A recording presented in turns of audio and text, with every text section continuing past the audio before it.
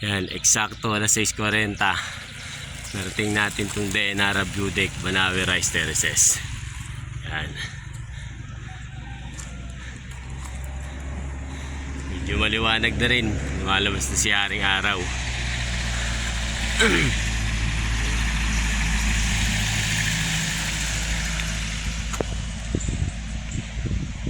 Yung malapad na rice terraces na yan, ayun yung nasa 1,000 peso bill na dati ay nasa 20 peso bill.